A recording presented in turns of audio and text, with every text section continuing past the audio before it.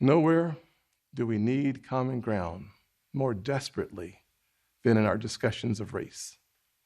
I have experienced the pain of discrimination. I know what it feels like to be pulled over for no reason, to be followed around the store while I'm shopping. I remember every morning at the kitchen table, my grandfather would open the newspaper and read it, I thought. But later I realized he had never learned to read it. He just wanted to set the right example. I've also experienced a different kind of intolerance. I get called Uncle Tom and the N-word by progressives, by liberals. Just last week, a national newspaper suggested my family's poverty was actually privilege because a relative owned land generations before my time.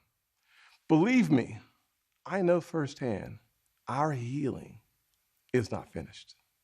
In 2015, after the shooting of Walter Scott, I wrote a bill to fund body cameras. Last year, after the deaths of Breonna Taylor and George Floyd, I built an even bigger police reform proposal. But my Democratic colleagues blocked it. I extended an olive branch. I offered amendments, but Democrats used a filibuster to block the debate from even happening. My friends across the aisle seemed to want the issue more than they wanted a solution. But I'm still working. I'm hopeful that this will be different. When America comes together, we've made tremendous progress, but powerful forces want to pull us apart. 100 years ago, kids in classrooms were taught the color of their skin was their most important characteristic. And if they looked a certain way, they were inferior. Today, kids are being taught that the color of their skin defines them again. And if they look a certain way, they're an oppressor. From colleges to corporations to our culture, people are making money and gaining power by pretending we haven't made any progress at all, by doubling down on the divisions we've worked so hard to heal. You know this stuff is wrong. Hear me clearly. America is not a racist country.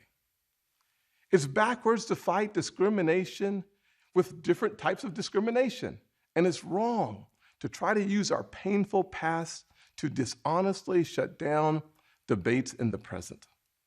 I'm an African American who has voted in the South my entire life. I take voting rights personally.